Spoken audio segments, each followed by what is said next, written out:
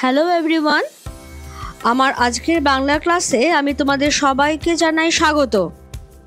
ভালো আছো তো সবাই? তাহলে এসো, আর দেরি না করে আমরা আজকের বাংলার ক্লাস আরম্ভ করে দিই।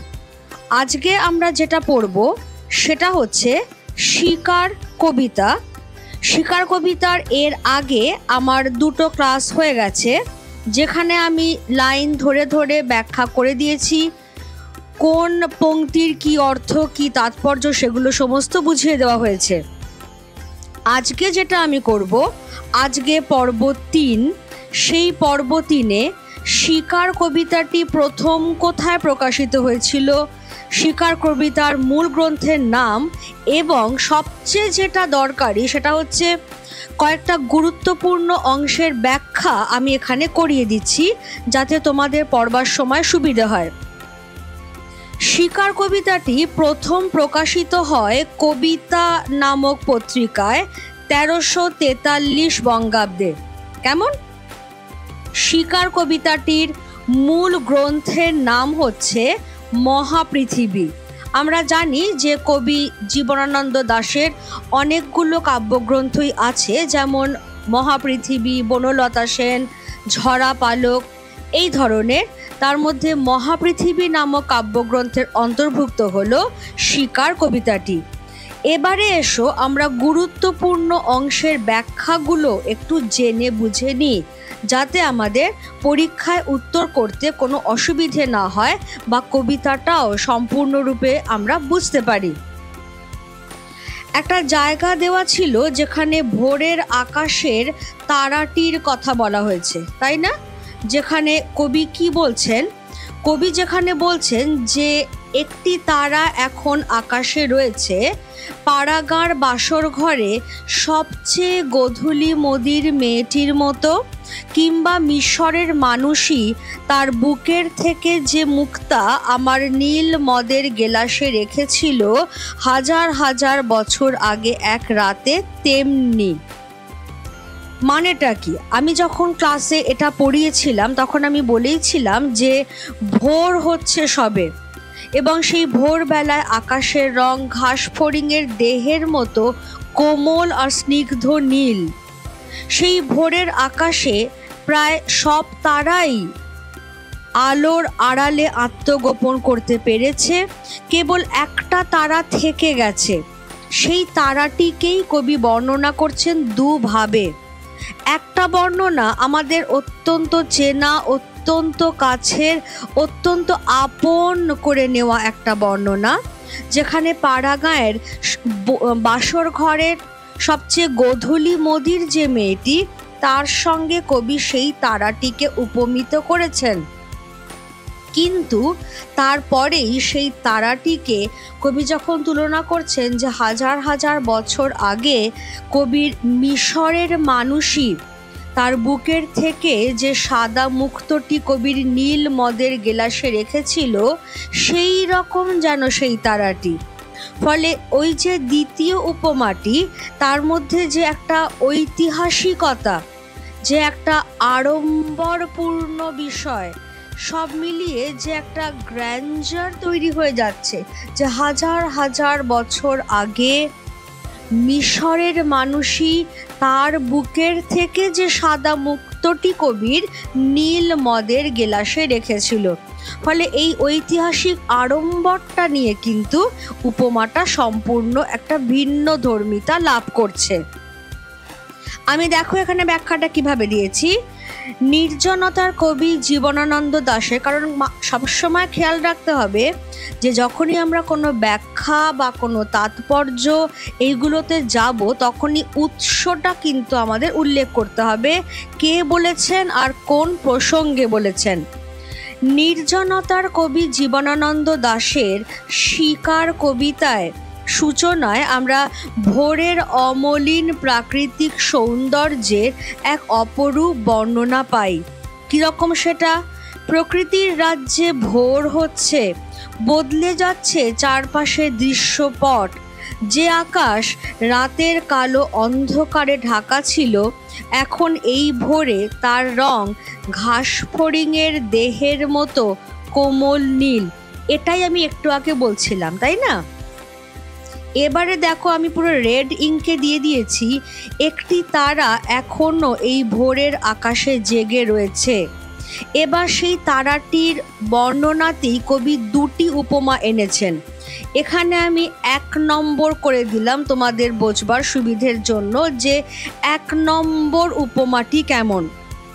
এই যে ভোরের আকাশে জেগে থাকা তারা, তার অস্তিত্বের মধ্যে এক ধরনের লজ্জা, সংকোচ আর দ্বিধা যেন মিশে রয়েছে, যেন বর্তমান। কারণ আকাশের অন্য তারারা ভোর হবার সঙ্গে সঙ্গে সেই ভোরের আলোর অন্তরালে আত্মগোপন করেছে, নিজেদের তারা লুকিয়ে ফেলেছে ভোরের আলোর আড়ালে, পারেনি কেবল ওই একটি মাত্র তারা। আর সেই জন্যেই যেন তার মধ্যে এই দ্বিধা, এই সংকোচ কাজ করছে। তাকে দেখে কবির কি মনে হচ্ছে? তাকে দেখে কবির মনে হচ্ছে যে পাড়াগাঁয়ের বাসর ঘরের সবচেয়ে গোধূলি মদির মেয়েটির মতো। এই জায়গাটা একটু খেয়াল করো। অর্থাৎ গ্রাম বাংলার বাসর ঘরের যে কোণে বউ, তার মধ্যে একটা লজ্জা থাকে, একটা সংকোচ থাকে, একটা রোমান্টিক প্রেমের আবেশ লক্ষ্য করা যায়। আকাশের সেই তারাটির মধ্যে কবি ঠিক সেই রকমই লজ্জা, সেই রকমই দ্বিধা আর রোম্যান্টিসিজমের মায়া যেন লক্ষ্য করতে পারছেন। ফলে এই যে একদম ঘরোয়া একটা পরিবেশের কথা এলো, এই যে পল্লী গ্রামের পাড়া গাঁয়ের বাসর ঘরের কথা এলো, ফলে সেই তারাটি মুহূর্তের মধ্যেই আমাদের কাছে খুব আপন, খুব চেনা, খুব কাছের হয়ে গেল। কিন্তু যখন এই তারাটির আরেকটি বর্ণনা কবি আনছেন, আরেকটি বিষয়ের সঙ্গে তাকে উপমিত করছেন, তখনই আমরা দেখব সেই দ্বিতীয় উপমার মধ্যে কিন্তু একটা অদ্ভুত ঐতিহাসিক আড়ম্বর রয়েছে, অতীতচারিতার সূত্র রয়েছে, এবং সব মিলিয়ে একটা গ্র্যান্ডার, একটা বিশাল, একটা সর্বজাগতিক, সর্বকালীন বিস্তৃতি ধরা পড়ছে। কিরকম? তারাটির বর্ণনায় ব্যবহৃত দ্বিতীয় উপমাটি প্রথম উপমাটির সম্পূর্ণ বিপরীত। কবি কি কল্পনা করেছেন? হাজার হাজার বছর আগে কবির মিশরের প্রেয়সী তার নীল মদের গ্লাসে নিজের মুক্তাহার থেকে যে সাদা মুক্তটি রেখেছিল, তারাটি যেন ঠিক সেই রকম। এখানে তাহলে কি হচ্ছে? বিশাল বিস্তৃত নীল আকাশের ক্যানভাস, আর সেই ক্যানভাসে ফুটে থাকা রাত জাগা তারা, আর কবির নীল মদের পাত্রে রাখা সাদা মুক্ত। তাহলে একদিকে কল্পনা করে নাও বিরাট বিস্তৃত যে নীল রঙের আকাশের ক্যানভাস, তার বুকে ফুটে রয়েছে একটা সাদা ছোট্ট তারা, আর অন্যদিকে কবির নীল মদের গ্লাস, এবং তার ওপর রয়েছে কবির মিশরের প্রেমিকার বুকের মুক্তাহার থেকে খুলে রাখা সাদা মুক্ত। সব মিলে যে একটা গ্র্যান্ডার তৈরি করছে, একটা গ্র্যান্ডার, একটা বিশালতা, একটা জাঁকজমকপূর্ণ আড়ম্বর। আর যেটা আমি পড়াবার সময় বলেছিলাম, হাজার হাজার বছর আর মিশরের মানুষই, এই দুই যে শব্দবন্ধ, দুটো যে ফেজ কবি ইউজ করলেন, তার মধ্যে দিয়ে কবির ইতিহাস চেতনা আমরা পাচ্ছি। জীবনানন্দের কাব্যের অন্যতম যেটা প্রধান বৈশিষ্ট্য ইতিহাস চেতনা, সেটা আমরা পাচ্ছি, এবং সেইটার সূত্রেই দ্বিতীয় উপমাটি যেন একটা সর্বজাগতিক, সর্বকালীন বিস্তৃতি লাভ করে। সর্বজাগতিক তো বোঝা গেল যে বিশাল একটা গ্র্যান্ডার, বিরাট একটা ঐতিহাসিক মহিমামণ্ডিত একটা ঘটনা। কিন্তু সর্বকালীন কেন? ক্লাসে পড়াবার সময় বলেছিলাম যে কবি বা তার মিশরের প্রেমিকা কারোর পক্ষেই হাজার হাজার বছর বেঁচে থাকা সম্ভব নয়। এর মধ্যে দিয়ে যেটা কবি মূলত বোঝাতে চাইছেন, তাদের প্রেম যে শাশ্বত, প্রেম যে চিরকালীন, সেই সত্যতা, সেই জন্যেই সর্বকালীন বিস্তৃতি কথাটা আমি ব্যবহার করলাম। ঠিক আছে, তাহলে আকাশের তারাটার প্রসঙ্গ আমাদের হয়ে গেল। এবার আরেকটা যেটা ভীষণ গুরুত্বপূর্ণ জায়গা, সেটা কি দেখবে, কবিতায় এক জায়গায় বলা হয়েছে সূর্যের আলোয় তার রং কুমকুমের মতো নেই আর, হয়ে গেছে রোগা শালিকের হৃদয়ের বিবর্ণ ইচ্ছার মতো। এখানেও উৎস সবার জানা, জীবনানন্দ দাশের শিকার কবিতা। এবার প্রসঙ্গটা কি না, হিমের রাতে শরীর গরম রাখার জন্য যারা দেশওয়ালি, যারা দেহাতি মানুষ, তারা সারা রাত শুকনো অশ্বত্থ পাতা, কাঠ কুট্রো জড়ো করে আগুন জ্বালিয়েছিল। রাতের অন্ধকারে সেই আগুন টকটকে লাল হয়ে জ্বললেও ভোরের বেলায় সেই আগুন প্রায় নিভে এসেছে। নিভন্ত সেই আগুনের রং ফ্যাকাশে বিবর্ণ, কিসের মতো? রোগা শালিকের হৃদয়ের বিবর্ণ ইচ্ছার মতো। কেমন? প্রসঙ্গটা বোঝা গেল? এবারে এসো আমরা দেখে নি বিষয়টা। নির্জনতার কবি জীবনানন্দ দাশের শিকার কবিতায় সূচনায় ভোরের নরম আলোয় চরাচর জুড়ে এক অপার্থিব সৌন্দর্যের জগৎ রচিত হতে দেখা যায়। সেই সময় দেশওয়ালিদের জীবনচর্যা, অর্থাৎ দেশওয়ালিরা যেভাবে জীবন যাপন করে, সেখানে কবি কি দেখছেন? হিমের রাতে শরীর রাখার জন্য, আমি বুঝিয়েও দিয়েছি যে ভয়ানক শীতের হাত থেকে বাঁচবার জন্য রাখা মানে হচ্ছে গরম রাখা, খুব ঠান্ডা, সেই খুব ঠান্ডায় শরীরটাকে গরম রাখবার জন্য, শীতের হাত থেকে বাঁচবার জন্য দেশওয়ালিরা সারা রাত মাঠে আগুন জ্বেলেছিল। রাতের অন্ধকারে মোরগ ফুলের মতো টকটকে লাল হয়ে জ্বলেছিল সেই আগুন। এখন রাত কেটে গিয়ে ভোর হচ্ছে, সারা রাত জ্বলতে থাকা সেই আগুন এখন প্রায় নিভে এসেছে। সেই আগুন এখন প্রায় নিভে এসেছে, তার রং আর কুমকুমের, কুমকুম কথাটার মানে আমি বলে দিয়েছিলাম সিঁদুর। তাহলে ভোরের আলোয় নিভন্ত আগুনের রং আর সিঁদুরের মতো নেই, বরং হয়ে গেছে রোগা শালিকের হৃদয়ের বিবর্ণ ইচ্ছার মতো। মানেটা কি? রোগা অর্থাৎ অল্প প্রাণ ক্ষয়িষ্ণু যে শালিক আর বেশি দিন বাঁচবে না, তার হৃদয়ের ইচ্ছাগুলি যেমন বিবর্ণ ফ্যাকাশে হয়ে যায়, সেই রকমই ম্লান বিবর্ণ আর ফ্যাকাশে হয়ে গেছে নিভে আসা আগুনের রং। তাহলে বুঝতে পারছো যে কত ছোট্ট ছোট্ট ডিটেইলিং আছে কবিতাটার মধ্যে। আর সেই জন্যই জীবনানন্দের কাব্যকে বলাই হয় চিত্ররূপময়, যেখানে তিনি প্রত্যেকটা স্তবকে শুধু নয়, প্রত্যেকটা পংক্তিতে ভাষা দিয়ে তিনি ছবি আঁকছেন, এবং সেই ছবিগুলো যখন আমরা পড়ছি তখন যেন চোখের সামনে জীবন্ত হয়ে উঠছে সেই দৃশ্যটা। এবার দেখবে কবিতার একেবারে শেষের দিকে যখন নাগরিক মানুষেরা সেই নিষ্পাপ হরিণটিকে শিকার করলো, তখন কবি একেবারে শেষে গিয়ে বলছেন অনেক পুরানো শিশির ভেজা গল্প। কোনটা অনেক পুরানো শিশির ভেজা গল্প? এই যে যুগে যুগে কালে কালে নাগরিক সভ্যতার হাতে, নাগরিক সভ্যতার বর্বর লোভের শিকার হতে হচ্ছে প্রাকৃতিক সৌন্দর্যকে, নাগরিক সভ্যতার হাতে প্রকৃতির সৌন্দর্য ধ্বংসপ্রাপ্ত হচ্ছে, এটাই হলো সেই অনেক পুরানো শিশির ভেজা গল্প। কেমন? এখানেও দেখো কিভাবে শুরু করেছি আমি।